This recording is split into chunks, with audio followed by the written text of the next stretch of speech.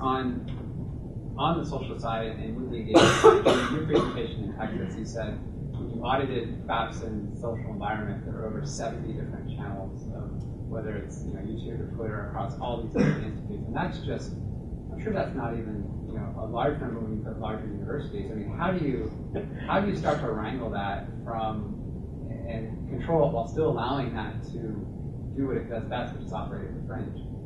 Yeah, I mean, it's a fine balance.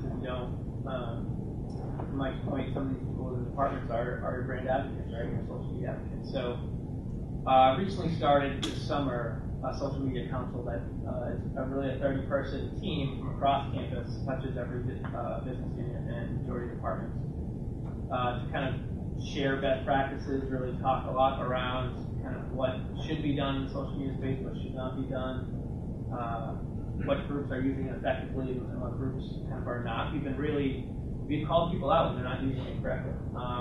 And I think why we're starting to see some success in terms of people kind of changing their ways a little bit is as representatives of the institution, essentially we're promoting out these social media channels in other areas, but they're not just kind of promoting out their particular account. So they know that if they're doing it the right way, they're going to get some more awareness of their product, their service, whatever it may be. But it certainly is a challenge in terms of trying to stay on top of it on a weekly basis.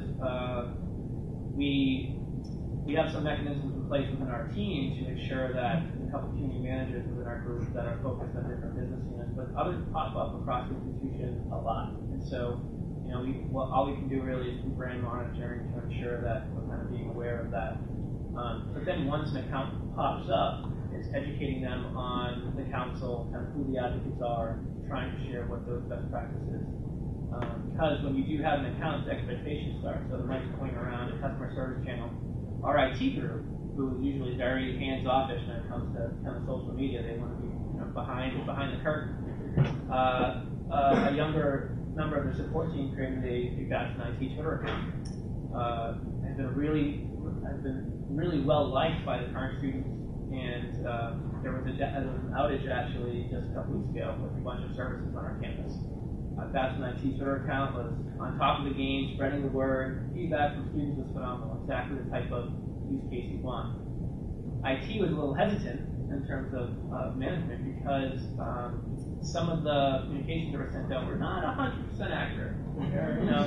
They weren't 100% inaccurate, but they're 90% were not 100% true. So they actually shut it down for a little bit.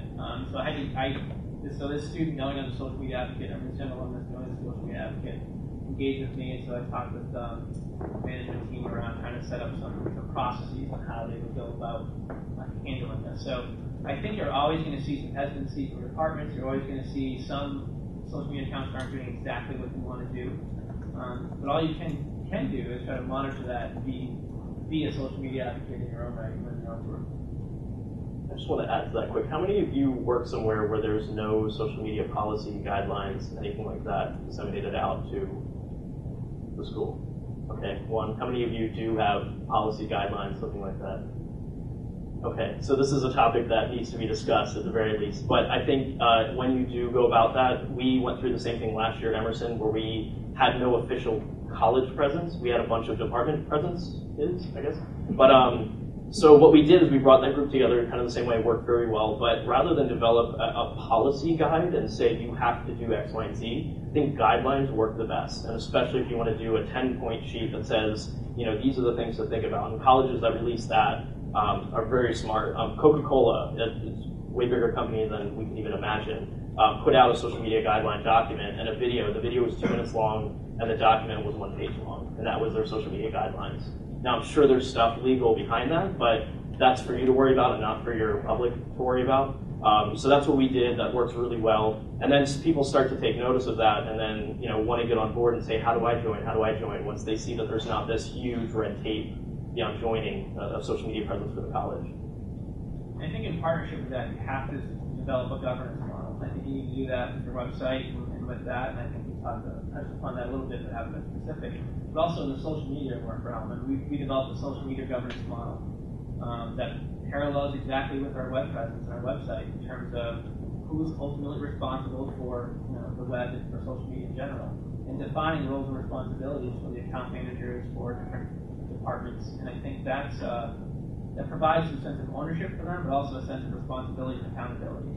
So without a governance model for either the web or social media, really, you don't really have anything. There's no accountability, there's no ownership. So establishing that and raising that up to the executive leaders and within their campus, I think is very important to make sure that's how you kind of have the sense of ownership and accountability for not only the web, but for social media as well.